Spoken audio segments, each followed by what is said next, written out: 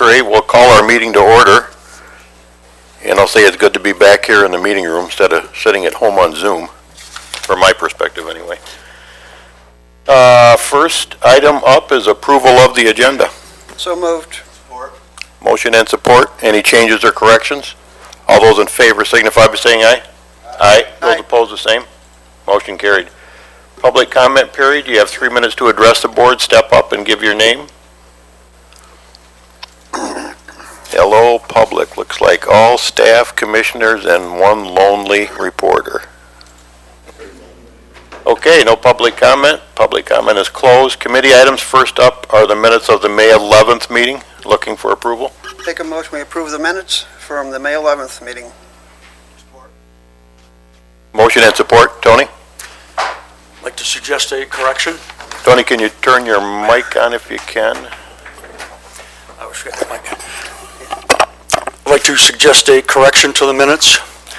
If you read down to item 4, committee items, then down to D, 911 quarterly report. Jason Hammond gave a report, action, comments, full board. E, Jackson County Road wetland bank purchase. Well, E is presented once at the tail end of D, and then the exact same words are presented below that as E, where it should be. So those words, you see what I'm talking about? Those words are in there twice. Yeah, I do. I can see right after full board on the actions comments. It's got So item E and then is E again. tacked on to the end of D, and item E is a standalone item, as it should be. So the words where it's tacked on to the end of D need to be eliminated. Okay, so if it's that easy, we can so accept that as a friendly amendment if the maker and second are supportive of that. Anything else, Tony? No. Okay. So, with the adjustment to it, all those in favor signify by saying aye. Aye. Aye. Those opposed? Motion carried. Next up are appointments. We have the Community Corrections Advisory Board.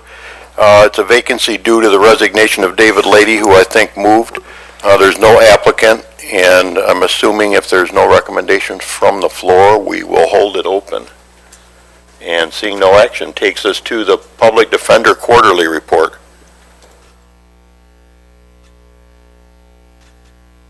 No. About right. Deb, if you think he's coming, we can move on and come back to it. Yeah, I would recommend that. Okay. Takes us to item D, Sheriff, renew the law enforcement services contract with Concord Village and Township. Under Sheriff Cool. Good morning. I'm here before you looking for approval from this body to send this on to the full Board of Commissioners for consideration.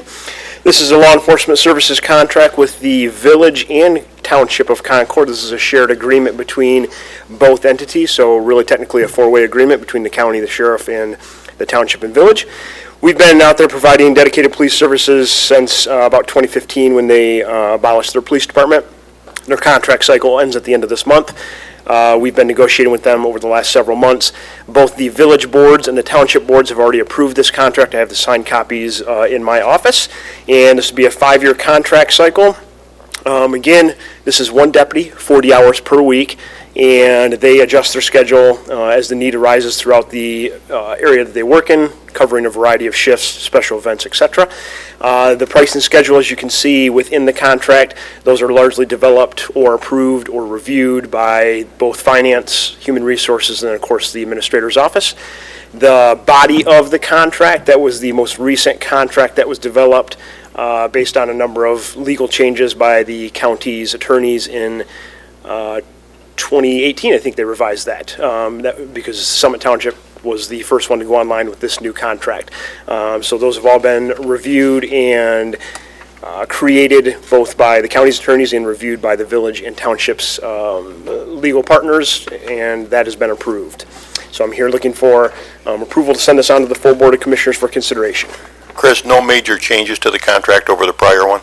No major changes. Everything is still the same. One deputy, of course, the pricing schedule increased just because of the cost of doing business.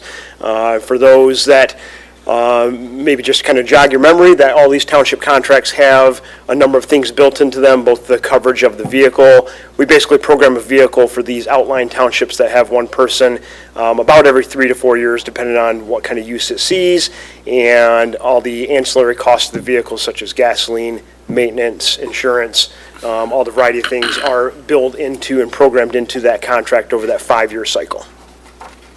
Chris, I will say that I happened to talk to the Concord supervisor on an unrelated matter, and we did actually end up talking about the contracting, and he expressed how happy they are with both the contracting arrangement and in particular with a specific deputy that's assigned there. Yes, So if you can relay that. Yeah, everybody seemed to love him. Any questions from the commissioners? Tony?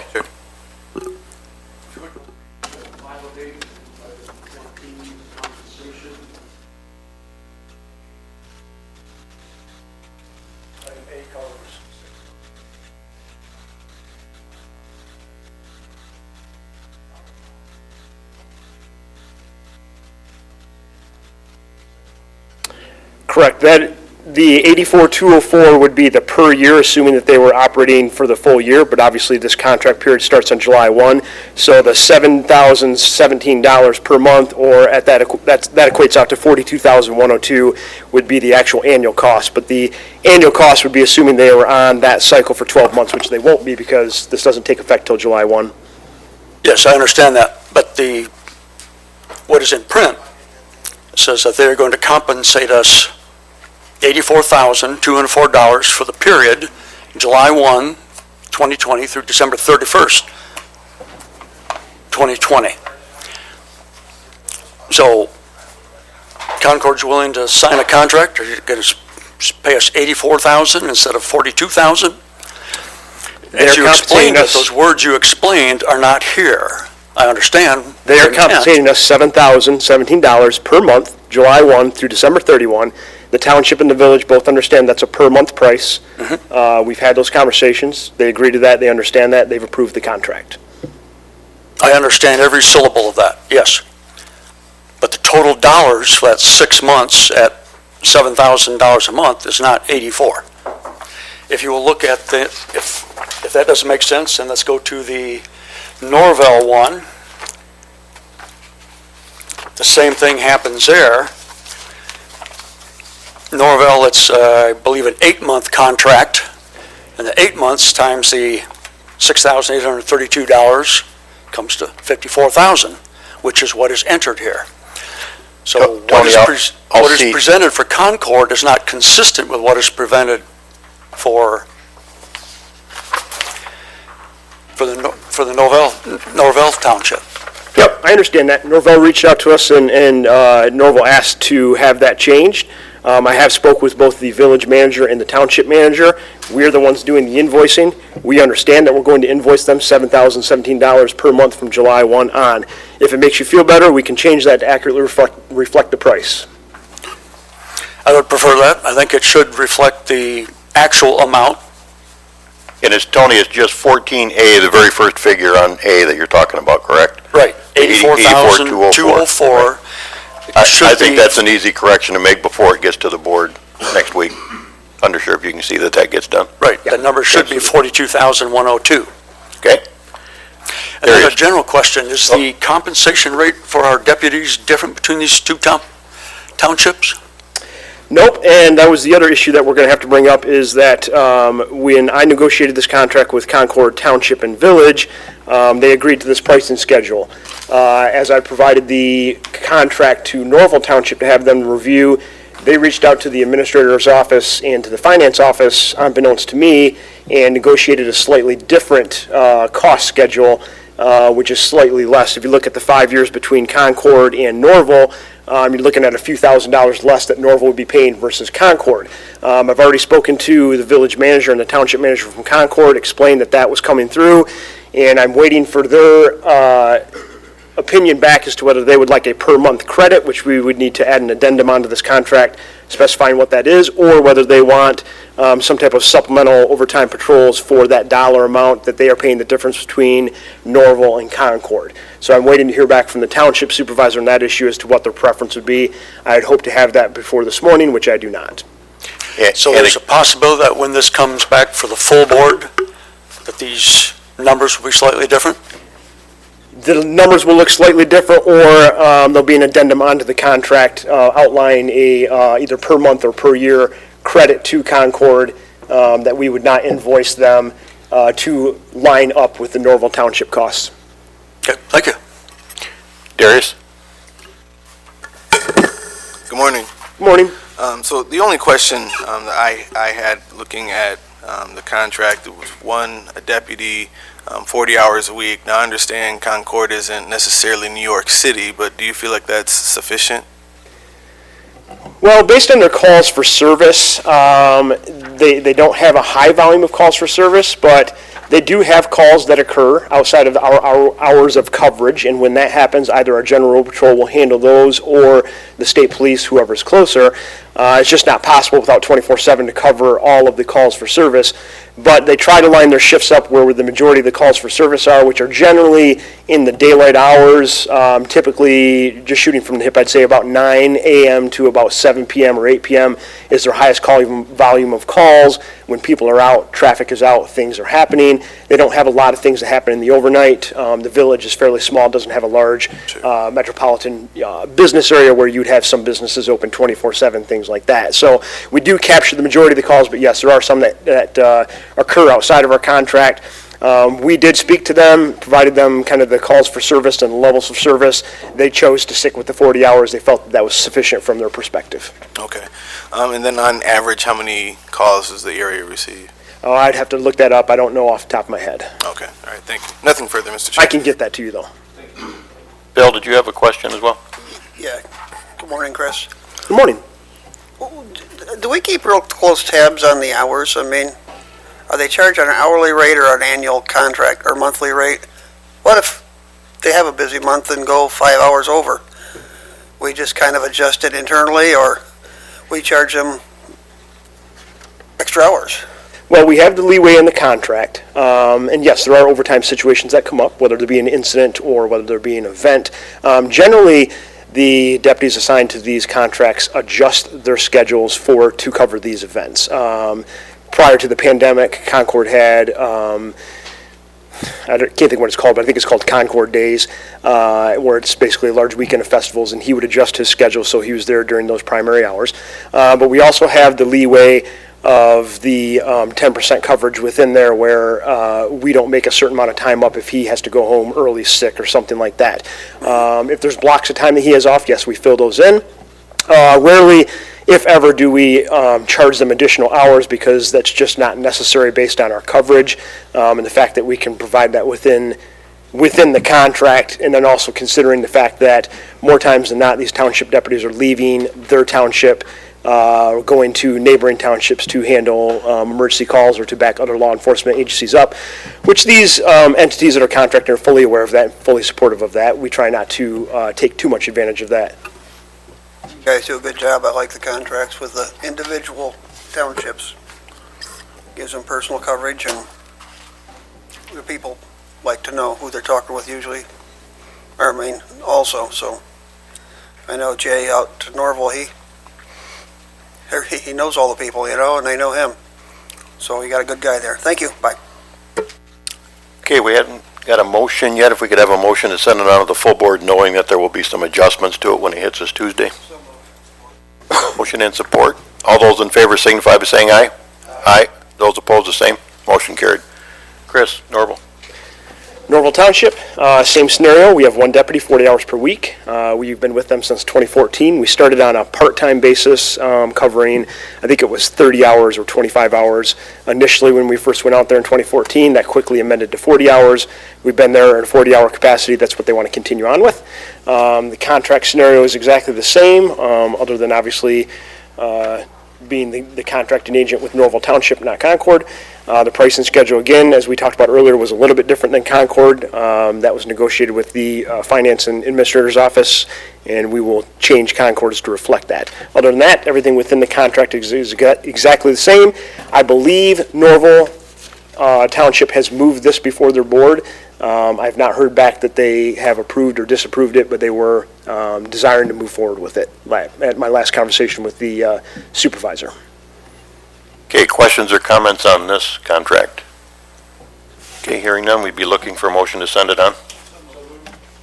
Motion by Tony, support by Phil. All those in favor signify by saying aye. Aye. Those opposed, the same. Motion carried. Thank you, Chris. Thank you. Emergency Management Hazard Mitigation Plan Cost Proposal. Jason Brining, good morning. Morning. What I have before you today, Jackson County Hazard Mitigation Plan proposal. A little bit of background. Under the Robert T. Stafford Act, we as a county need to have a hazard mitigation plan that's FEMA approved.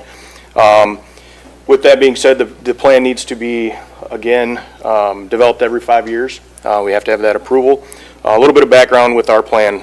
Back in 2011, December of 2011 rather, Jackson County Hazard Mitigation Plan was approved by FEMA and adopted by the County Board of Commissioners under Resolution 12-11.42. The plan again is due every 5 years. In 2016, however, that plan had expired. A little bit further background. On behalf of Jackson County, Region 2 Planning Commission applied for the fiscal year 2016 FEMA Pre-Disaster Mitigation Grant. However, also in 2016, Region 2 Planning Commission had withdrawn their application, which didn't allow us to receive the grant. Then again in 2017, Jackson County along with Lenawee County partnered with the Region 2 Planning Commission to apply for the FY17 Pre-Disaster Mitigation Grant. However, the application was not completed in a timely fashion, and our application was ultimately not allowed. Fast forward to 2019, I took it upon myself to apply for that grant. It was the FY 2018 FEMA Pre-Disaster Mitigation Grant. We were awarded $34,477. Excuse me. In March of 2020, I completed a request for proposal for the development of a new plan. However, no plans or no proposals were received. Earlier this year, April 2020, Region 2 Planning Commission submitted a proposal for plan development totaling $38,865.44. Our current situation, our hazard mitigation plan obviously is expired.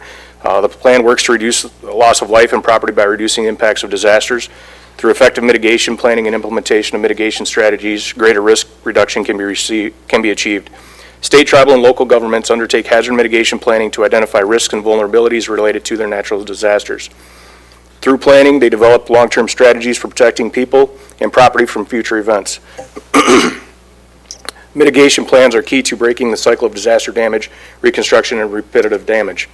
Part of the planning process, we need to have open community meetings to identify local hazards and risk analysis. Those meetings are conducted through all the townships as well. Community meetings, open meetings. Our emergency action guidelines, emergency action response plans are derived from our identified hazards. This plan is important to bring everybody to the table so we can identify our local hazards and develop our plans based off of those. Obviously, some of the hazards that we would ultimately see possibly in Jackson County: civil disturbances, flooding, dam failure, earthquake, and subsidence, fire hazards, energy, utility, and infrastructure failures, hazardous materials incidents, homeland security, and extreme weather. Those topics right there, hazards were identified out of our last plan for Jackson County. Strategically, this plan is required to receive certain types of non-emergency disaster assistance, pre-disaster mitigation efforts, and strategies aligned with the state and desirable function of the county strategic plan. By having this plan, it shows that we are actively participating in pre-disaster mitigation, doing what we can before that disaster arrives. Financial. The development of the plan would be funded using the $34,477 awarded to Jackson County through the FY18 FEMA Pre-Disaster Mitigation Grant, along with the additional $4,388.44 will be funded through Jackson County General Fund. Legal side of it, the proposal must be approved by you, the Jackson County Board of Commissioners. Ultimately, the grant was awarded last fall. Our grant award performance period ends June 8th of 2022. So we have until then to complete our plan and get it FEMA approved.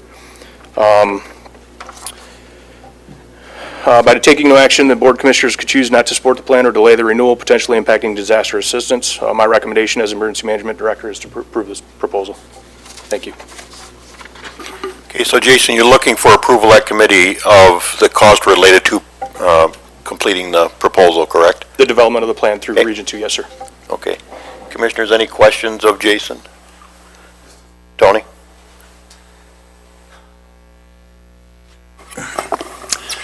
Good morning. Good morning. Under your item timing, part of 3 analysis timing, the grant award performance period ends June 8, 2022. All right, so we've got 2 years to spend this money before we lose it. Yes, sir. Yep. We have to have it, the plan has to be approved by FEMA no later than June 8th of 2022, and it's a lengthy process, so yeah. Yeah. Thank you. Okay, if no other questions, we'd be looking for a motion and it gets approved here at committee. Motion and support. All those in favor signify by saying aye. Aye. Those opposed, the same. Motion carried. Thank you. Thank you, Jason. I think you're up again, are you not? Yep. Go right ahead.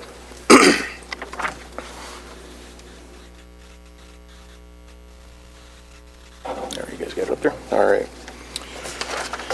All right, here to present my quarterly report for emergency management. To say it was an interesting quarter is an understatement. I could probably sum it up with one word, but I'll give you a little more than that. COVID-19, coronavirus was obviously a very interesting set of 3 months for us so far. It's from the emergency management side of it, a lot of times nobody really knows what emergency management does until we're kind of behind the scenes type response.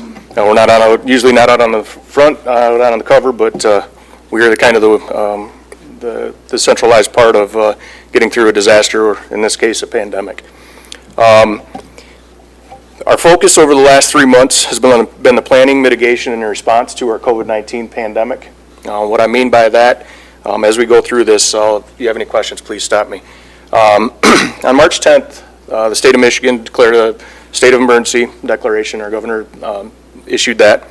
The following 2 days later, I decided that based off the data that was coming out of the east side of the state, Detroit, Wayne County, those areas along with what we had saw in New York, I decided that it'd be probably a good idea to activate our Emergency Operations Center.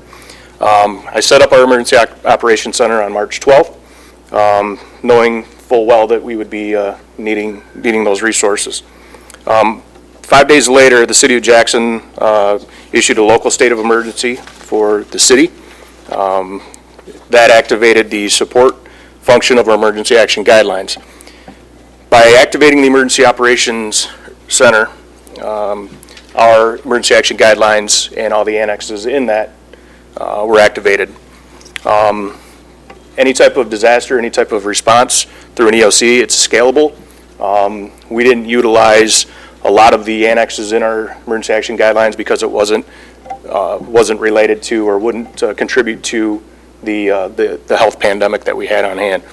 Our general staff functions that we included in our operations center, we had obviously myself as the EOC director, we had our PIO, we had our operations section chief, our logistics section chief, and we also continued to have we partnered up with our finance departments as well, both with us and the city. This was not just a specific response to county agencies. This was also encompassed our city of Jackson as well. With the mayor declaring the local state of emergency, we also activated the portion of our mass care human services function of our annex. What that did is that opened up a lot of our resources where we were able to pull from both the state and what we couldn't fulfill at the state or the local level, we were able to get from the state level. With our mass care human services function of our annex was the biggest, in my opinion, the biggest group that we needed to focus on for our general staff. Part of that was I skipped down a bit, but I'll come back to it, the Jackson COVID-19 COVID-19 Action Network, or also JCAN. Most of us, I hope, had probably heard about that. It was a group of nonprofits that did a fabulous job. Zoe Lyons with MDHS was our section chief of our Emergency Action Guidelines Annex E. Mass Care Human Services, she did a phenomenal job. Every Monday, Wednesday, and Friday from the initial onset, we met with our general staff, had an EOC staff function meeting. We bumped that back down to Tuesday, Thursdays, just because of timing and everybody's meetings at the time. So we worked in great partnerships with them. I believe our EOC staff did a phenomenal job. It was a unique situation. Normally when you're trying to, for lack of a better term, solve a disaster or something like that, you see an end in sight. Well, this pandemic, we never saw an end in sight. We didn't know what goal we were reaching for. We'd set a goal, thought we'd get close to it to reach it, and then we were pushed down. It's like kicking the ball down the road. So it was kind of a unique set of circumstances, but I think we did a phenomenal job. Along the lines with that, we under the Michigan Critical Incident Management System, a lot of times I would try to provide you guys updates as much as I can through Mike and whatnot.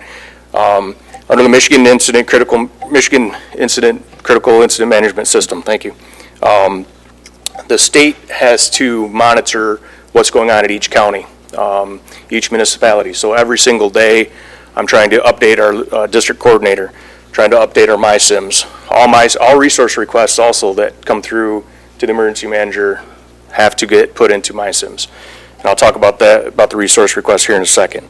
Under the Michigan Critical Incident Management System, it's an overview that shows how we are doing as a county. It shows where we're at with our emergency management status, our EOC status, our roads, our logistics, pretty much anything and everything that you can imagine. So we had to update that daily, along with our health department partnership with that.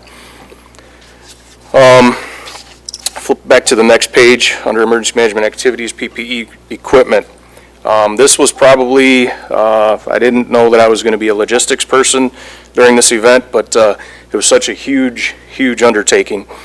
Just some numbers that I put down here for our resource requests. This was 66 resource requests that came from both police, fire, EMS, long-term care facilities, adult foster care facilities. And under these 66 requests, there was multiple requests. So these are just the facilities that I listed here, 74 facilities. That number has since changed since I submitted this report, because last week, towards the end of it, I was busy pushing out PPEs to our local police, fire, EMS, healthcare, a few dentist offices, doctor offices that could not get anything. At the county, we received 11 shipments. Also, including in that 11, I made several trips to Howell to Livingston County in my personal vehicle to get PPE so we could get them out as fast as we could. Next page, under the emergency management activities as well, our PPE distribution logistics. It did seem like we pushed out a lot of stuff, but until I put the numbers down, I didn't realize how much it was. We disseminated 87,000 disposable gloves, 72 gallons of hand sanitizer, 54,000 hand sanitizing wipes, 6,500 KN95 masks, 47,000 surgical masks, 2,200 gallons, 1,500 N95 masks, and 5,000 face shields. Again, I rounded these numbers up just for sake of easiness here, but we also had, over the last couple days, last week, pushed about a couple thousand more items out.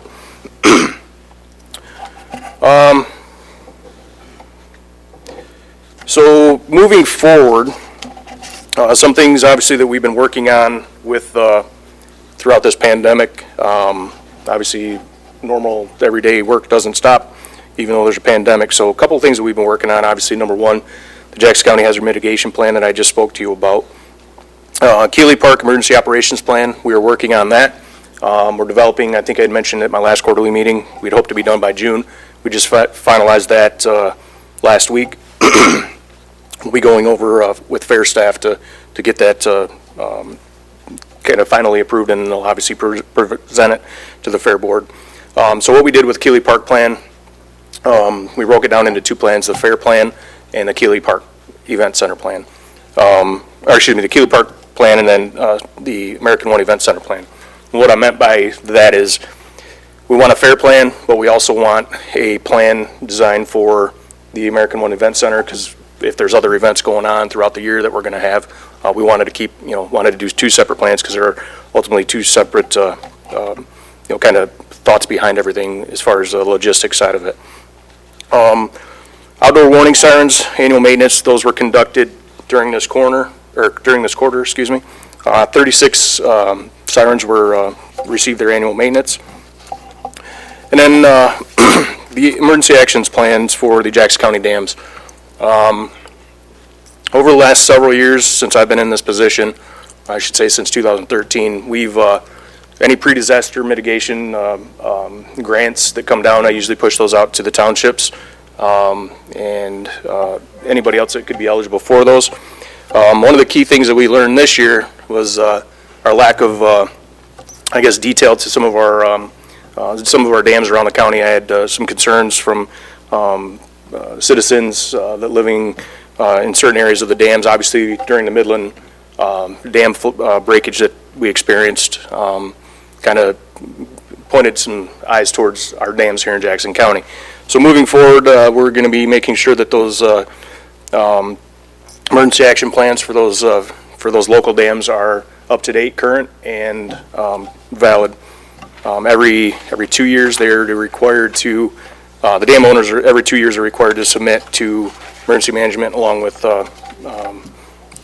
Eagle. Jason, Yes, on dams, just for a second, I appreciate all the information you sent. There was a good SITPAD article or MLive article that listed all the dams in the county. What shape are we in? I mean, are there any dams in the county that are at a critical point that we should be concerned about, or do you think? The biggest one, excuse me, the biggest one that we have concern is the Leone Dam on 5th Street. Excuse me. That dam, just because of the disrepair of some of the equipment on it, I walked out there and there's some concerns that we have there. I looked at some of the, the hodgepodge pieced together repairs, for lack of better terms. That's kind of a concern. Fortunately, we don't have the amount of water behind that or anywhere else in the county that, say, Midland, for example, had. Would it be, say the Leone Dam ultimately broke way and gave way? Would we be washing away houses and stuff like we saw on TV? Probably not. Would it be a problem? Yeah, it would be. There'd be some localized flooding and whatnot, but certainly it's something we need to look at. And that dam is owned by Leone Township, we Correct. determined, right? Yes, sir. Thank you. Yep.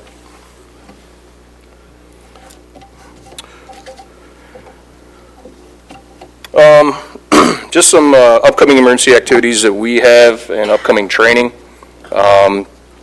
Ironically, March 3rd, before all this pandemic took place and before the flood happened, I hosted here in Jackson AWR 362, a flooding hazard science and preparedness. That was a great course. We had a lot of people in attendance. Not a whole lot of people from Jackson County, but nonetheless, we tried.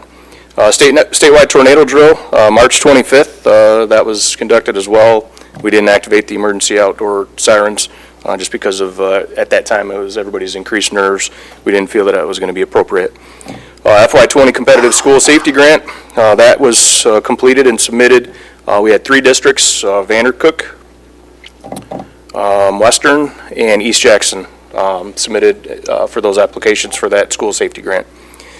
And last but not least, we're trying to look at bringing most of our training that we had over the last quarter has been canceled, obviously, but we're having emergency services, farm, tractor, and machinery rescue training on September 26th in Henrietta Township. Anyone have any questions? Thank you, Jason. Any questions? Phil? Just a general observation by you. You laid out your plans for emergencies. We have had one. Did the pre-planning work out as you anticipated? Are you adapting on the fly, or I would imagine? It was, obviously, I think it took a bit for us to follow our plans. Plans are made for these type of events. There was a couple items that we could have probably changed a little different, but we adapted and we did the best we could with what we had. Moving forward, I think once we have our after-action review or after-action report of this, which we certainly will once this is all said and done, we'll be bringing all the key players to the table. Because there's some things that we probably could have done a little different, but all in all, life safety was our number one thing that we had to protect, and we did that, in my opinion. So, yeah. Lessons learned for sure. Thank you. Good job Thank you. by your team. I think we have a question from the bleacher seats in the back here. Yes, sir. First, my comment is thank you for your hard work and diligence during this COVID issue. Appreciate that. You've done a very good job. I had the privilege of meeting weekly with the mayor and other people involved. That was excellent. What decides when a warning horn goes off when we're dealing? I believe under the dispatch policy, they do not activate unless there is a, from the National Weather Service, unless it's a confirmed tornado warning, thunderstorm warning, tornado warning only. I was thinking of our partner county next to us, but our county, Jackson County, we only issue it for tornado warnings only. Yep. Because I know we had a wind shear incident Friday evening, Yep. and how we decide when to do it. Yep, it's based off the National Weather Service issuing that warning, or if a first responder is out on the street, sees a funnel cloud, or, using that example, sees a funnel cloud, radios into dispatch that they saw a confirmed report. Yep, thank you. Thank you for the kind words as well. Okay, any other questions for Jason? Jason, thanks for your hard work. Thank you all. Appreciate it. Thank you. Okay, it takes us to the JC monthly report. Hello, Angie. Good morning. All right, let's see.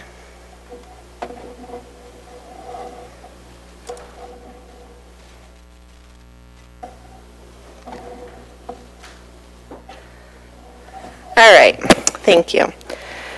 So our first thing that I want to go over is the engineering update. Our first project that we are covering is the McDevitt Avenue. That is going very well. We're happy with the progress. Our crews actually placed the first leveling course of our BAB, our bound aggregate base, last week. And the curb is scheduled to be placed this week on that section. Dunnigan Brothers continues to work on the aggregate base between Old McDevitt and the bowling alley, preparing it for our BAB to be placed the week of June 22nd.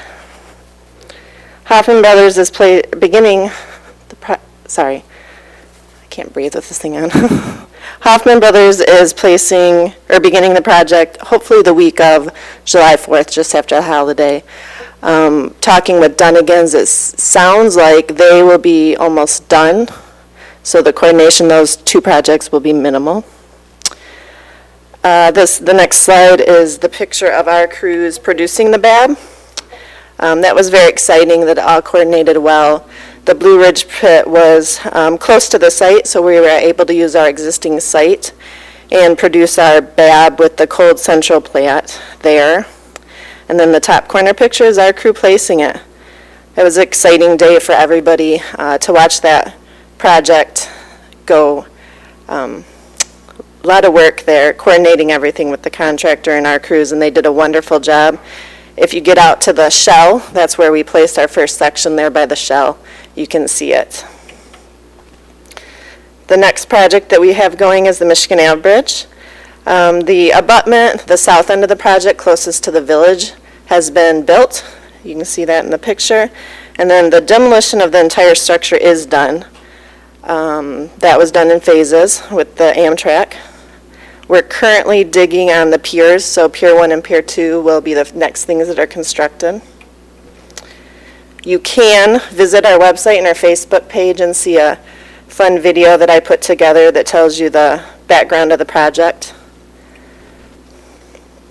And then the Moon Lake Bridge painting is complete. I do have a picture here. We flew the drone last week, and we happened to catch a jet ski enjoying the new bridge. So that's a neat picture, but we do have a little bit of a video I'll play quickly. And you can see, I think you guys remember we were painting it last year and then we got shut down for the winter. Kylie flew the drone for us to show. He's still learning. He's not the great drone pilot, but he flew it for us to show us both sides there of what the people enjoying the water sees while they go through there. Our team works very hard to work with a consultant to get that bridge looking beautiful, and we're very proud of it. So if you're out there, please take a look at it. Pictures don't do it justice. And then we continue in our local projects. So our Summit Township, it just so happens the math, it's 7.5 miles of pulverizing and then 7.5 miles of HMA. I don't want to mislead you in thinking that we've crushed and then paved the same roads.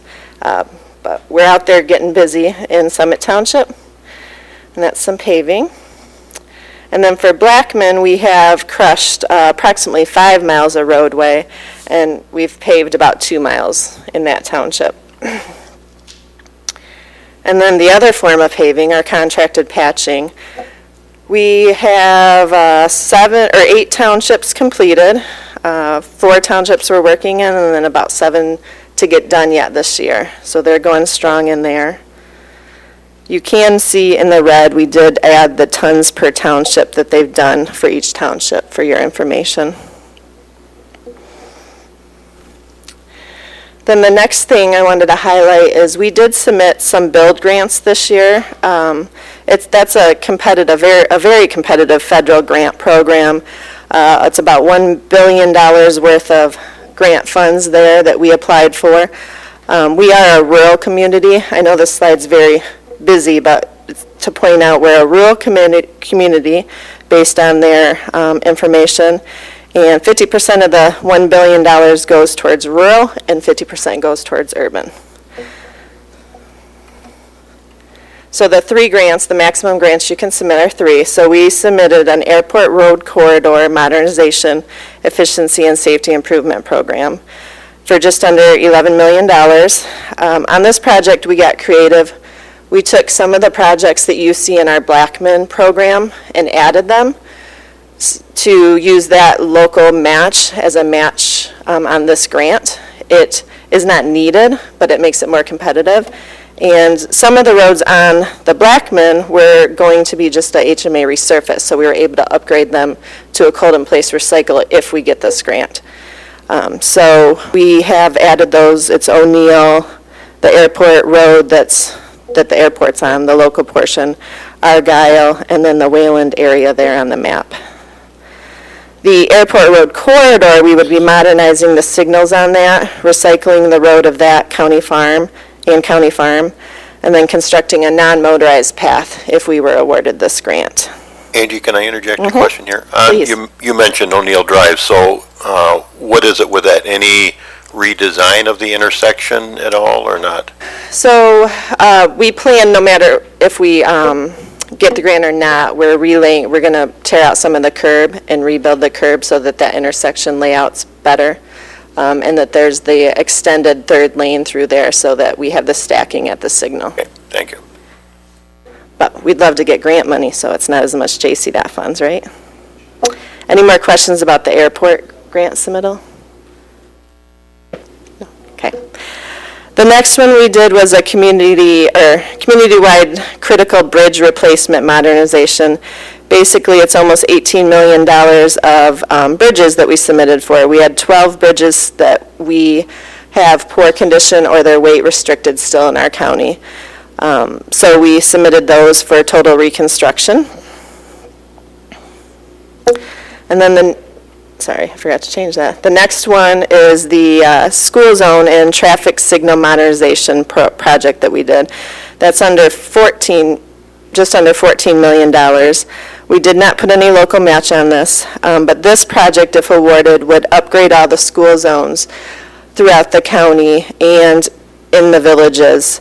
Either just signs, some of them when we did the site visits, we decided that they really could use a signal there at their high school driveway to help with the traffic. So there's a few signals that we have in that grant that we would install, some crosswalks with the flashing beacons and such. So we looked at each school zone and made our spreadsheet on what that school zone needed. We reached out to some various that we knew had safety or Safe Routes to School committees that had met and found out what they had, their outcome of their meetings were and what they needed. So that was included in that grant submittal. And then we move on to the operations.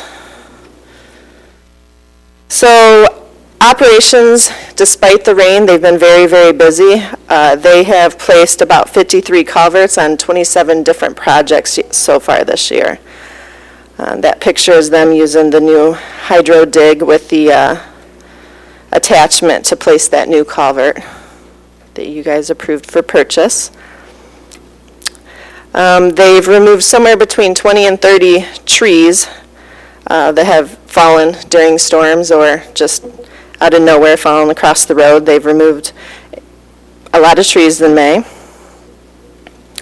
And then during the week of May 18th, when Midland had their dam break, we were very busy here with flooding on the road.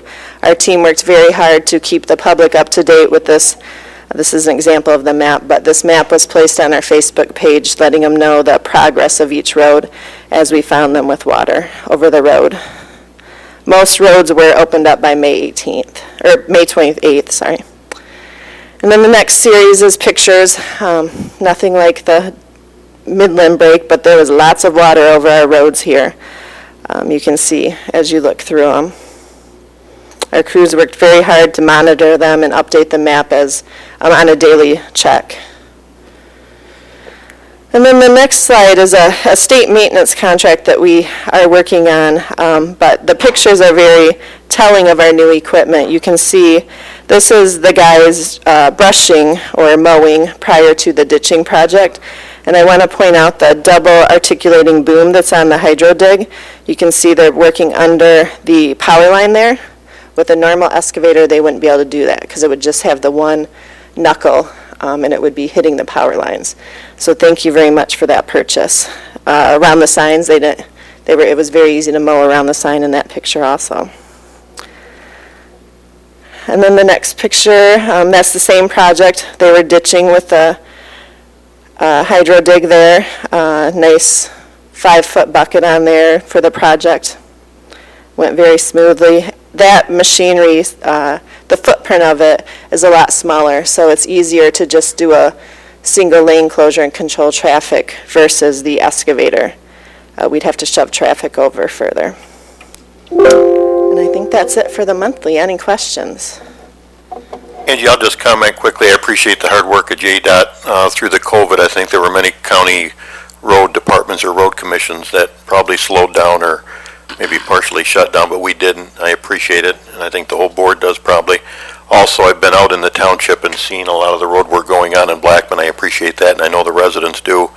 And I've sent a couple of emails off to Chris. One of them was during the project off Argyle where a resident had concerns about flooding, and talked to him on the phone in the morning, sent Chris an email, and I happened to go out and look about 2 hours later. I wanted to see what he was talking about, and by that time, there was a crew in the area that was already there talking with him, taking pictures. I followed up later in the day, and he was greatly impressed and appreciative of the quick contact, and he knew what he had to do when he was done. So I think it speaks well for the road department, and I appreciate it. Thank you. Commissioners, any other questions or comments? Tony? Hi. Microphone, Tony. Good morning, Andrew. Good morning. A couple weeks ago, I forwarded some emails to Department of Transportation from some constituents, complaints about their gravel roads. I got comments back from them that they appreciated the work that was done. The situations were better, so Good. thank you for your speedy attention, and thank you, crews, for the good work. We will, thank you. Okay, I think we're good, Angie. Thank you. All right, thank you. That takes us back to item C, the Public Defender Quarterly Report. Attorneys in the house. Oh, you got it, Nathan? Yep. Sorry. Morning, Good morning. Brian Fortino. I'm the Chief Public Defender for the Public Defender's Office, Jackson County, and I apologize for being late. We had 4 new attorneys come in today, their first day in the job, and a new staff member, so I wanted to be there and welcome them, have them come in. So I was running a little bit late, and I apologize for that. As you know, the Public Defender's Office is a new one, relatively new office. I think it opened in October 2019. We didn't start taking cases until sometime later, and we've been taking arraignments. We started just taking arraignments, 20% of 2 courtrooms with the district courts here in the county. We've since increased that to 20% of all 4 courts. And because of the COVID, we've been doing these arraignments all by video, by Zoom. And it's been sort of an interesting thing going on. We're hoping that the courts are going to open up again soon. I'm not sure. I haven't got a definitive date. But like I said, we now have 4 new attorneys. We're up to 7 attorneys aside from myself and the chief assistant, Kareem Johnson. So we're going to be able to take on more cases. Our goal is to take on 100% of the district court cases, all the misdemeanors, and start taking on felony cases sometime after August. Because of the COVID, the construction of the new space in the courthouse has been delayed. We're not sure when that's going to be going. I'm talking with Rick now from facilities. We're hoping that we can get that up and going soon so we can move more attorneys in. We've been approved in our financial year 2021 for 5 new attorneys. We don't have the space in the office that we have now, but we're hoping to have the space then. We may just move them into our current space and use our conference room. In any event, what we are dedicated to is effective representation of indigent defendants in this county. We were tasked by MIDC with appearing at all hearings, including the first appearance, arraignments, and that's a lot of hearings. I think there were 1,500 felony arraignments and almost 8,000 misdemeanor arraignments in 2019. So with 7 attorneys, we're going to be hustling. But we have made some advances in this. We've increased increase of arraignment compliance. That is, the goal is to appear in 100%. We've gone from 34% to just over 57% since we've been operating. So we're making some progress, and I think that we're going to see that increase with the new attorneys. Right now, the courts are doing standard in-custody arraignments at 2 o'clock in the afternoon, walk-ins throughout the day, but mainly in the morning. So with our new attorneys, we've been able to double up on each courtroom and have 1 attorney dedicated to the morning arraignments, walk-ins, and non-custodies, and 1 attorney for each of the in-custody defendants. So that seems to be working well. Once the court's open, we're going to have 1 attorney assigned to each district court, and we're going to have 2 or 3 floaters, that is, people who are going to do the in-custody arraignments. And we hope soon to be expanding to MDOC, so we can have somebody appear at the prisons for these the persons that are charged there, which is also part of our mandate. As I said, we have 7 attorneys now aside from the chief and the chief assistant. We have 3 legal secretaries. We have an executive administrative assistant.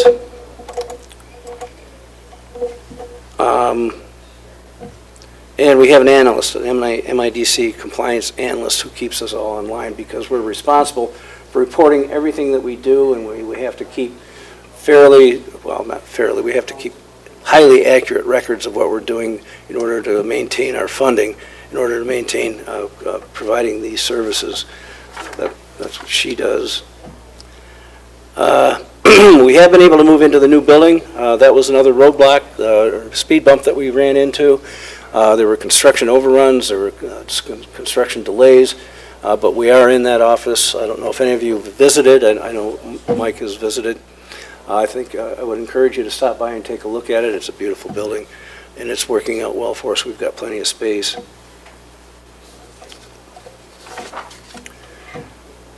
So, standard one of the MIDC standards requires a training. I know you've all reviewed this, and I don't want to go through it step by step, but it is required that we have at least 12 years of continuing legal education, 12 credits of continuing legal education every year.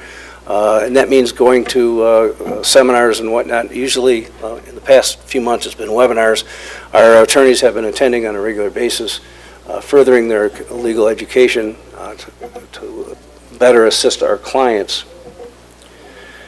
Our initial interview has to take place within 72 hours. If the client is in custody, we have to send them a letter indicating who we are, where we are, and how to contact us within 72 hours if they're not in custody. And we also had some, it's taken some time to get the confidential meeting places that are required by MIDC. It used to be, and it's still true throughout the state, that a lot of times if you're a defense counsel, you're meeting with your clients out in the hallway, trying to talk about their cases. There's not a lot of privacy there. So we're required to find a private place to discuss this with our folks. Again, I talked about counsel at first appearance. We're required to appear at all appearances. We've also been budgeted for investigation and experts. In the past, that's not been so easy. In the past, the defense attorneys, if they're court appointed, had to go to the court, explain to the court why they needed an investigator, why they needed an expert, and hope that the court agreed, and then would provide the funding. This way, it's built right into our budget every year. So much money so that we can go out and hire these investigators and these experts to testify on behalf of our clients. And I've also included some stats on the difference in what it would cost felony public defenders and felony contract attorneys.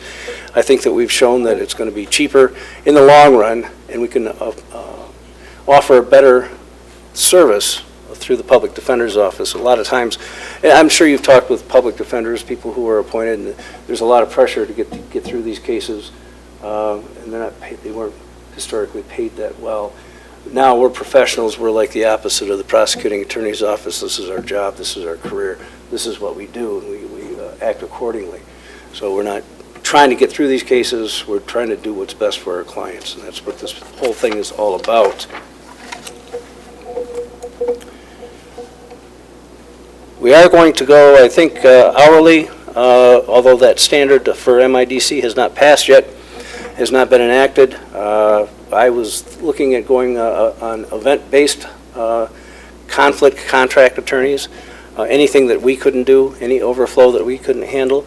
But it appears that probably it's best. MIDC wants us to go hourly, and we're going to have to go hourly eventually, so we're just going to go ahead and do that now. We're kind of concerned about what that's going to cost. We've budgeted a fair amount of money for that, but it could add up quickly. Say you've got a murder case. It's easy to put 20, 25, 30, 40 hours into a murder case at $100, $120 an hour. That adds up really quickly. In the past, it's just been like a straight fee of, I think it was $9,000 or something like that. Brian, can I interject a question here? Sure. Right here, yeah, right in front. Okay. Brian, how frequently would you see there being a conflict, and how many attorneys do you have working for the Public Defender's Office right now? Or Right now we have 7 attorneys working in our office, and not including myself and the chief assistant. So the conflict would be with an individual attorney, potentially, not with the office, correct? Generally, unless, if there are multiple defendants in a single case, it would be difficult for our office to represent all those defendants. Why would that be? There may be a conflict in interest. They may have conflicting defenses that they want to propose. One may want to testify against the other. So that puts the entire office in conflict then on those cases, or? Generally, that's the case. I mean, and that's true in private practice. I practiced in private practice for several years, and if our office came into a situation like that, we couldn't take both of those cases unless we were absolutely sure that a conflict would not arise, and generally, we would get something in writing from the others waiving any possible conflict. But, I mean, and that works, and we could do that, our office could do that, but something may come up that we didn't foresee. And it would typically be the defendant that would complain about that or not want the office to represent them. That's true, but we also have an ethical duty not to involve ourselves in conflicts of interest, so. Okay, thank you. If we were to do that, we would be in trouble with our licensing board. Thank you.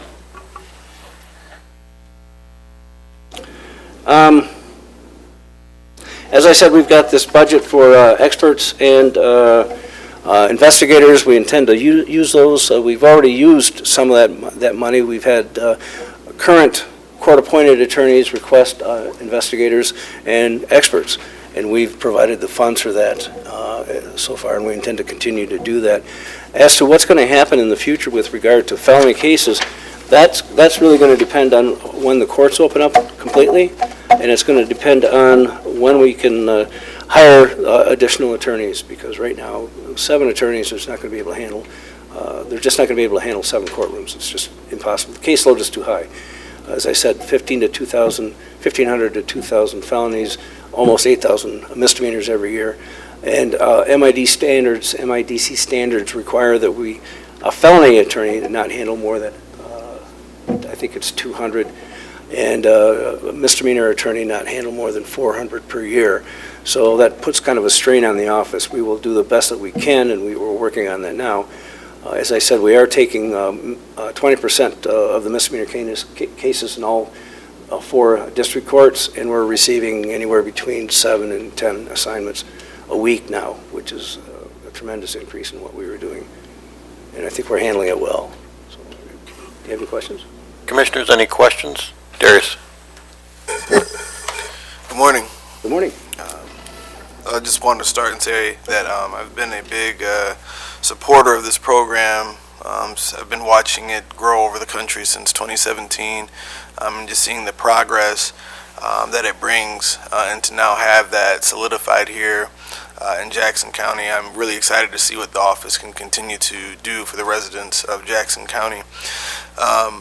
My only question is that you mentioned that the office started out with 34% in appearances, and then that was raised to 50%, which is a significant jump, but you have a goal of 100%. Do you have a plan in place on what that would look like? Yeah, we do have a plan. Once the courts get up and going, then I'll have a better picture of what's going to be expected. But right now, as I said, now that we're up to full staff, we're going to be able to take on all the misdemeanor cases. I don't have any doubt about that. We're going to have 1 attorney dedicated to each courtroom, and then, as I said, 2 or 3 who are going to just do in-custody arraignments. That is, going to jail and Chanter Road and Wesley, and then the Department of Corrections, and actually talking with the clients there, and then appearing via Polycom. So our goal is 100%, and I think we can do that rather quickly. I really do, now that we're up to staff. Again, we've been lagged by construction, overruns, delays, COVID-19, the courts closing. It's been difficult to get this office up and running the way I want it to run. But I think now that we're moving in that direction, we're going to be able to do it. I think we're going to be able to do it within the next few months. Wonderful. Thank you. That was my only question, Mr. Chair. Thank you. Any other questions, Commissioners? Thank you. Thank you. Have a great day. Okay, that takes us down to 5, other business, claims, pay the bills. Bill and Darius, any other questions? If not, all those in favor signify by saying aye. Aye. Those opposed, the same. Motion carried. Other minutes and the July reporting schedule are there. Takes us back to public comments. Brad? No comment from Brad. Committee member comments. Any committee member comments? My comment is, I'm glad we're back in the chamber, as I said at the start. I like it a lot better. And we're adjourned.